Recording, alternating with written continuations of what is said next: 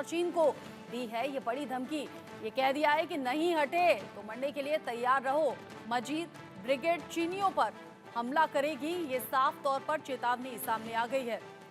Baloch liberation army जो लगातार पाकिस्तानी सेना के लिए सरदर्द बनी हुई है, मजीद ब्रिगेड चीनियों पर हमला करेगी, ये भी साफ चेतावनी में शामिल कर दिया गया है।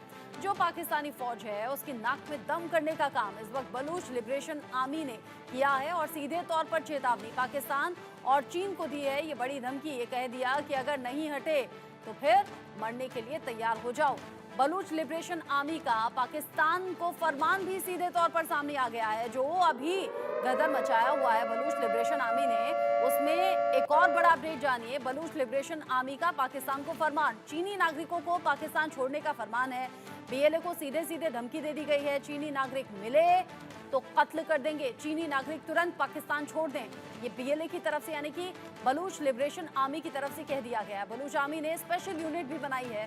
पाकिस्तान में भारी तबाही ऑलरेडी मचा चुकी है बलूच आर्मी, और ऐसे में सीधे कह दिया कि अगर कोई चीनी नागरिक यहाँ मिला तो मारा जाएगा।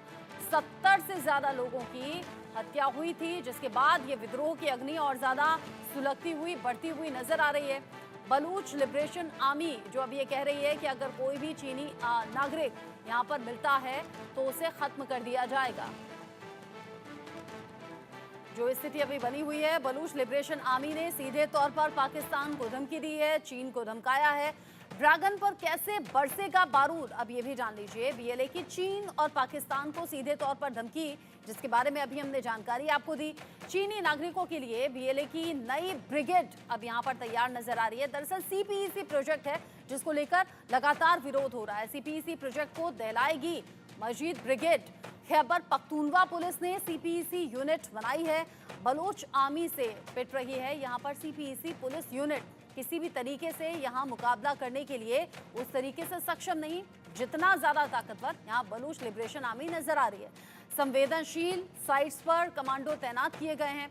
चीनी नागरिकों की सुरक्षा के लिए नई यूनिट भी तैयार कर दी गई है, लेकिन ये यूनिट बेकार साबित हो रही है। यहाँ बलूच लिबरेशन आर्मी हावी नजर आती है। पाकिस्तानी सेना लगातार यहाँ पर जिस तरीके से पहरा दे रही है या फिर जिस तरीके से सामना करने की कोशिश, ये सभी कोशिशें अभी के लिए नाकाफी साबित हो रही है। मेरे सीनियर कुलीग अजय जांडियाल इस खबर को लेकर ज्यादा अपडेट के साथ जुड़ गए हैं। अजय, अगर मैं इन शॉर्ट कहूँ, बलूच लिबरेशन आर्मी ने इस वक्त कहर ढाया हुआ है, गदर काटा हुआ है और ये नाक में दम यहाँ पाकिस्तान और चीन के सीधे तौर पर, क्या ये सब कुछ सिर्फ और सिर्फ सीपीईसी प्रोजेक्ट के चलते हो रहा है? देखिए रचना, ये कहना कि सिर्फ सीपीसी प्रोजेक्ट के लिए सीपैक के खिलाफ ये है तो ऐसा नहीं है। वो एक ही चीज चाहते हैं, ना उन्हें वहां पर पाकिस्तान की सेना चाहिए, ना उन्हें किसी तरह से चीन की सैनिक या कोई और वहां पे चाहिए है। सीपैक का जो एक हिस्सा है जो निकलकर वहां से गुजरता है वो बलूचिस्तान से होकर निकलता है, और इसका विरोध जो है वो लंबे समय से बीएलए और बलूचिस्तान के लोग कर रहे हैं, क्योंकि उनका कहना है कि हम एक आजाद मुल्क है, हमारा ये अपना इलाका है और इसमें किसी तरह का हस्तक्षेप जो है वो नहीं माना जाएगा। अगर आप देखें तो पिछले कई सालों से इस जंग को वो लड़ रहे हैं और लगातार पाकिस्तानी सेना को, वहां की पुलिस को जो है वो मार खानी पड़ रही है। और इस बार भी देखें तो 120 से ज्यादा पाकिस्तानी सैनिक और सुरक्षा बलों को मार गिराने का दावा बीएलए ने पिछले कुछ दिनों में किया है।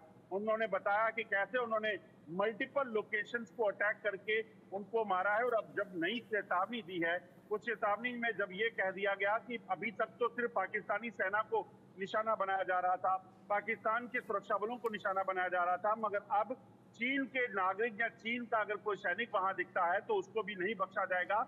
और उनका साफ कहना है कि इस इलाके में किसी भी तरह का हस्तक्षेप बाहरी या पाकिस्तान की तरफ से अगर होता है तो उसका नुकसान उनको भुगतना पड़ेगा और इसका जिम्मेदार जो है वो पाकिस्तान होगा। इसीलिए जो है उन्होंने चेतावनी दी है। अब पाकिस्तान इससे कैसे निपटेगा ये देखना होगा, क्योंकि जिस तरीके से बीएलए की तरफ से हमले हुए हैं, चाहे वो नेशनल हाईवे हो, चाहे वो पुलिस स्टेशन हो, चाहे वो सेना के कैंप हो, उन सब पर जो है वो अटैक करके 100 से ज्यादा जो सुरक्षाकर्मी है उनको मार गिराने का दावा बीएलए पहले ही कर चुका है। जिस तरीके से आप बता रहे हैं, बीएलए चेतावनी दे रहा है, लगातार आक्रामक नजर आ रहा है। यहाँ बलूचिस्तान में जिस तरीके से प्रदर्शन लंबे वक्त से जारी है और ये सब अपने अधिकारों और इंसाफ को लेकर जो लगातार पाकिस्तानी सेना जुल्म ढा रही है उसके खिलाफ बलूचिस्तान में जो बलूच लोग हैं, प्रदर्शनकारी हैं, वो सड़कों पर आ गए हैं। जिस तरह से प्रदर्शन की अलग अलग तस्वीरें हैं, इसमें सीपीईसी प्रोजेक्ट का भी जिक्र किया जा रहा है। साथ ही साथ जो ये धमकी दी गई है, क्योंकि हमने देखा था पिछले दिनों भी चीनी नागरिकों पर हमला हुआ था जो इस प्रोजेक्ट के साथ काम कर रहे थे। चीन ने नाराजगी भी जताई थी और तब पाकिस्तान सरकार ने ये इंश्योरेंस दिया था, कि आश्वासन दिया था कि हाँ अब से ऐसा नहीं होगा और चीनी नागरिक सुरक्षित रहेंगे। हालांकि चीन की नाराजगी पूरी तरह से दूर हो नहीं पाई। अब जब सीधे तौर पर बीएलए ने धमकी दे दी है, चीनी नागरिक दिखा तो खत्म कर दिया जाएगा, कैसे निपटेगी पाकिस्तान सरकार? देखिए, जिस तरीके से हालात बने हुए हैं, जिस तरीके से चीन लगातार जो है इस चीज को लेकर पाकिस्तान को कह रहा है, क्योंकि $1 बिलियन जो है वो इन्वेस्टमेंट चीन का हो चुका है और चीन इसके जरिए ना सिर्फ वहां पर अपनी जो फाइनेंशियल चीजें हैं उनको दुरुस्त करना चाहता है, अपने फायदे को ट्रेड के माध्यम से देख रहा है। सिर्फ ये नहीं है, उसका मकसद जो है इस इलाके में अपने आप को काबिज करना भी है, क्योंकि जब ये सीपैक कंप्लीट हो जाता है तो वहां पर चीनी सैनिक और तमाम जो चीजें हैं वो हो सकती हैं। दरअसल चीन का मकसद इसके जरिए न सिर्फ उस प्रोजेक्ट में पैसा लगाकर पैसा कमाना है, बल्कि इस चीज को सुनिश्चित करना है कि वो पाकिस्तान के कब्जे वाले कश्मीर और इन इलाकों में जो है वो अपनी प्रेजेंस को बढ़ा सके। और जब अब उसे अगर भारत से कभी ऐसा मौका मिले कि उसको मात खानी पड़े तो चीन अकॉर्डिंगली उस पर अपनी सेना को वहां तैनात करके कार्रवाई कर सके। दरअसल भारत का बढ़ता कद जो है वो चीन के लिए एक बड़ा परेशानी का सबब है और इसीलिए चीन इस तरह की हरकतें कर रहा है। और आपको बता दूं कि चीन के सैनिक मारे जाने के बाद पाकिस्तान ने ये कहा है कि वो इस चीज को एश्योर करेंगे कि उनको नुकसान ना हो, मगर तब तक चीन को डायरेक्ट धमकी नहीं दी गई थी। इस बार जो है वो डायरेक्टली कह दिया गया है कि चीन अगर इस इलाके में आता है, वहां पहुंचने की कोशिश करता है, किसी तरह से उनकी मूवमेंट अगर देखती है तो उनको बख्शा नहीं जाएगा। अब पाकिस्तान को एक चीज और देखनी होगी, पाकिस्तान लंबे समय से जम्मू कश्मीर को लेकर बेवजह आवाज उठाता रहा और दुनिया में प्रोपेगेंडा करता रहा कि जम्मू कश्मीर में लोगों के हालात क्या हैं, कश्मीरी मारे जा रहे हैं। मगर सच्चाई अब सामने आने लगी है कि कैसे पाकिस्तान ने जिन इलाकों पर कब्जा किया है, जो पाकिस्तान के कब्जे वाला कश्मीर है, बलूचिस्तान है, गिलगित है, वहां पर जिस तरीके से लोग अब विरोध पाकिस्तान का कर रहे हैं, वो दर्शाता है कि ना कि भारत बल्कि पाकिस्तान जो है ऐसे इलाकों पर कब्जा बनाकर बैठा है, चाहे वो पाकिस्तान के कब्जे वाला कश्मीर है जहां पर आज लोगों की हालत बेहद नाजुक है, लोग भुखमरी का शिकार है, महंगाई से दो चार हो रही है, युवाओं को अगवा कर लिया जाता है, महिलाओं के साथ बलात्कार होते हैं। और गिलगित में जिस तरीके से प्रदर्शन देखने को मिले, जिस तरीके से वहां पर बेसिक कम्युनिटीज से लोगों को महरूम रखा गया है और बलूचिस्तान में जो हमले हो रहे हैं, ये साफ दर्शाता है कि पाकिस्तान बेवजह उन इलाकों पर कब्जा जबरन करके बैठा है। और कहीं ना कहीं वर्ल्ड कम्युनिटी को ये देखना होगा कि पाकिस्तान आखिरकार क्या कर रहा है। जिस तरीके से आपने बताया कि अलग अलग जगह प्रदर्शन की खबर, और ये प्रदर्शन पाकिस्तान सरकार की नाक में दम कर रहा है, पाकिस्तानी सेना का विरोध चौतरफा हो रहा है। शहबाज शरीफ को समझ नहीं आ रहा कि इन हालातों से निपटे कैसे। इन सभी के साथ बलूच लोग आखिर क्यों नाराज हैं? हालांकि कुछ पॉइंटर्स आपने ऑलरेडी बता दिए, लेकिन क्यों बलूचिस्तान में बलूच लोग नाराज हैं वो दर्शकों को एक बार बता दें। पाकिस्तान सरकार का बलूचिस्तान के साथ जो भेदभाव है वो बलूचिस्तान के लोगों को नागवार गुजर रहा है। सीपीईसी प्रोजेक्ट ने पंजाबी और सिंध के लोगों को ही रोजगार दिया, जिससे सीधे तौर पर नाराजगी है। और पाकिस्तानी सरकार ने बलूचिस्तान के लोगों की उपेक्षा इसमें की है, बुनियादी सुविधाएं नहीं, उनके अधिकार नहीं, और इसीलिए बलूचिस्तान में लोग सड़कों पर रहते हैं। विद्रोह की अग्नि लगातार जल रही है और पाकिस्तान का भूगोल आखिर है क्या, ये भी समझ लेते हैं। 4 प्रांतों में बटा हुआ पाकिस्तान है, जहां पर 3.47 लाख वर्ग किलोमीटर में ये फैला हुआ है। पाकिस्तान के कुल क्षेत्रफल का 45% है। तेल और गैस संसाधन से पूरी तरह से संपन्न है ये प्रांत। पंजाब आबादी के आधार पर पाकिस्तान का सबसे बड़ा प्रांत है। राजनीति और नौकरशाही में पंजाब के लोगों का दबदबा देखा जाता है। चौथा और सबसे बड़ा प्रांत है बलूचिस्तान। बलूचिस्तानी लोग पाकिस्तान के सबसे गरीब समुदाय में आते हैं। 4 अलग अलग प्रांत, चारों अलग अलग प्रांत की खासियत मैंने आपको बताई, लेकिन साथ ही साथ बलूच जो कि सबसे बड़ा प्रांत है और सबसे ज्यादा उपेक्षा का शिकार हो रहा है, सबसे ज्यादा गरीब समुदाय से पाकिस्तान के जो लोग हैं वो इसी हिस्से से आते हैं और इसीलिए ये नाराजगी वक्त के साथ साथ बढ़ती चली गई अजय, और इस नाराजगी को दूर भी नहीं किया गया। ऊपर से यहाँ जो टकराव है, जो विद्रोह है, वो समय के साथ जरूर बढ़ गया।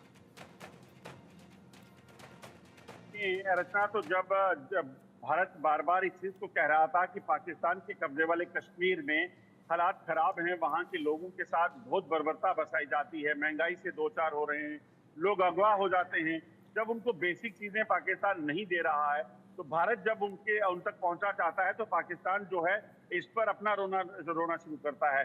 एक तरफ पाकिस्तान के कब्जे वाला कश्मीर, दूसरी तरफ जम्मू कश्मीर। आप दोनों की तस्वीर अगर दुनिया को दिखाएं तो दुनिया समझती है कि आखिरकार ये किसका हिस्सा हो सकता है। ना पाकिस्तान को पीओके के लोगों की परवाह है, उन्हें सिर्फ और सिर्फ वो पीओके की जगह चाहिए क्योंकि वहां बहुत सारे रिसोर्सेज हैं।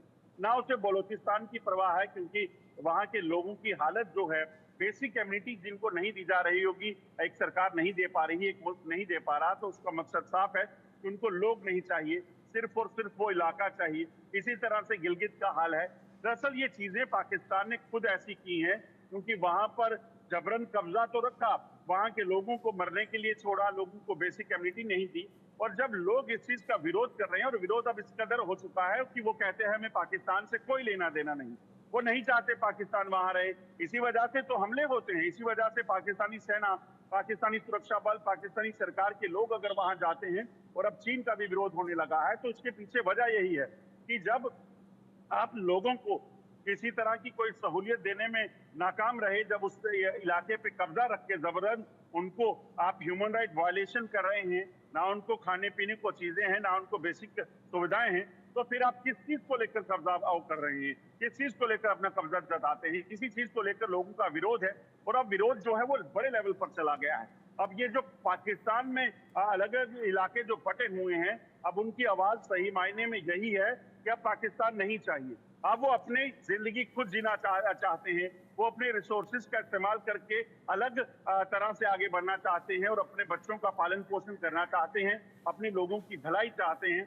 पाकिस्तान की कब्जे वाले कश्मीर में बिजली के रिसोर्सेज की बात की जाए, चाहे वहां पर अगर आप देखें टूरिज्म के लिहाज से उस इलाके की ब्यूटिफिकेशन की बात करें, वो तमाम चीजें वहां पर इतनी हैं, इतने मिनरल्स हैं वहां, इतनी चीजें हैं जिनके जरिए वो इलाका जो है एक अलग दुनिया बन सकता है, मगर पाकिस्तान की वजह से वो इलाका आज भी वैसा है। तो ये चीजें जो है लोग समझते हैं, और जब वहां से बिजली तैयार होती है वो पाकिस्तान को रोशन करती है, पाकिस्तान के कब्जे वाले कश्मीर में नहीं, वहां पर लोग आज भी अंधेरे में है। इसी तरह से बलोचिस्तान के लोगों के रिसोर्सेज का इस्तेमाल जब आप इस्लामाबाद के लिए करते हैं, आप बाकी लाहौर के लिए करते हैं, तो उन लोगों को तकलीफ तो होगी कि आप हमारी रोटी छीन कर अपने लोगों को खिला रहे हैं और हमें भूखा मरने को छोड़ रहे हैं। यही वजह है कि आज बीएलए वहां इतना ताकतवर हो चुका है। जहां अपने अधिकारों के लिए सड़कों पर आना पड़े, जहां गोली खाने के लिए तैयार होना पड़े, या फिर जंग में उस तरह से कूदना पड़े कि अगर जान भी जाए तो फिर परवाह नहीं,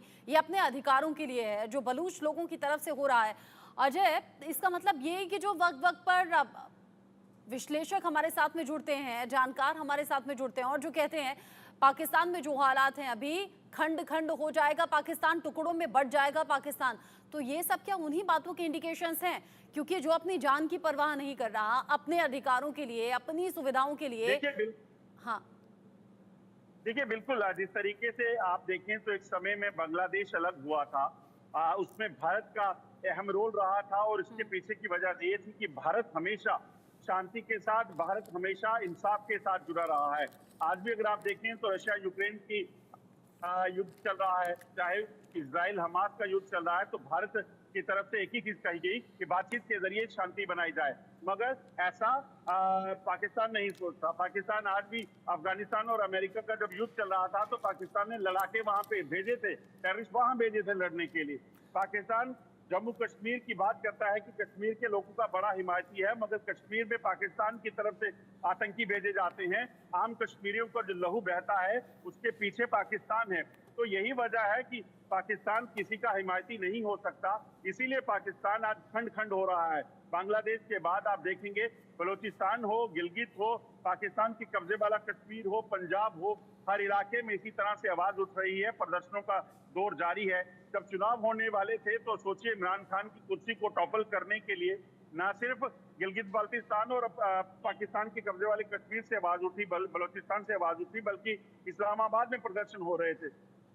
तो ये जिस तरीके से आप बता रहे हैं प्रदर्शन लगातार बढ़े हैं और इन प्रदर्शन को लगातार आगे बढ़ते हुए पिछले कुछ सालों में देखा गया है, या फिर ये कहिए और ज्यादा तेज होते हुए देखा गया है।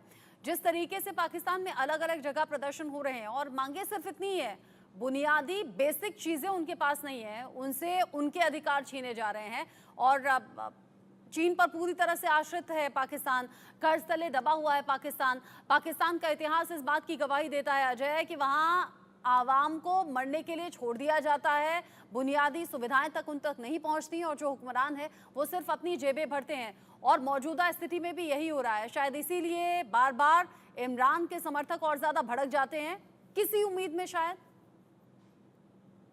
अब आपको बता दूं कि अब दौर वो बदल गया है जब पाकिस्तान में सिर्फ आवाज उठती थी कि उनको बेसिक कम्युनिटीज दे दीजिए। अब दौर इसलिए बदला है कि अब लोग मांग नहीं कर रहे हैं कि हमें खाने पीने की चीजें दे दीजिए। अब लोग कहते हैं कि हमें पाकिस्तान नहीं चाहिए। अब पाकिस्तान के कब्जे वाले कश्मीर में आवाज उठती है कि हमें पाकिस्तान से आजादी चाहिए, पाकिस्तानी सेना नहीं चाहिए, पाकिस्तानी सरकार नहीं चाहिए। आज बलूचिस्तान में पाकिस्तानी सेना पर हमले जो हो रहे हैं वो ये दर्शा रहा है कि अब वो बेसिक कम्युनिटीज नहीं मांग रहे, अब वो दौर चला गया, अब वो उससे ऊपर उठ चुके हैं। वो नहीं चाहते हैं कि पाकिस्तान की तरफ से कोई भी वहां पे आए, ना चाहते हैं कि चीन वहां पे आकर इन्वेस्टमेंट करे। अब इसी तरह से गिलगित में जो आवाज उठ रही है वो इसी चीज को लेकर है। इसलिए पाकिस्तान अब के हाथ से चीजें अब बाहर हो चुकी हैं। पाकिस्तान जबरन इन चीजों को दबाने का प्रयास जरूर कर रहा है।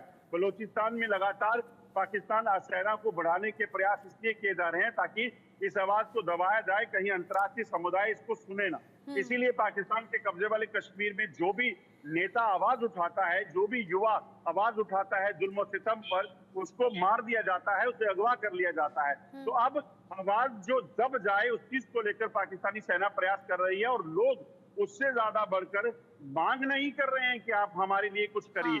वो नहीं कह रहे हैं कि आप यहाँ पर महंगाई कम करिए, हमें बेसिक सुविधाएं दे दीजिए। वो कहते हैं कि आप अब हमें छोड़ दीजिए, अपने हाल पे हम अपनी जिंदगी खुद जिएंगे। यानी बांग्लादेश के रास्ते पर अब ये जो अलग अलग जगह हैं जहां प्रदर्शन तेज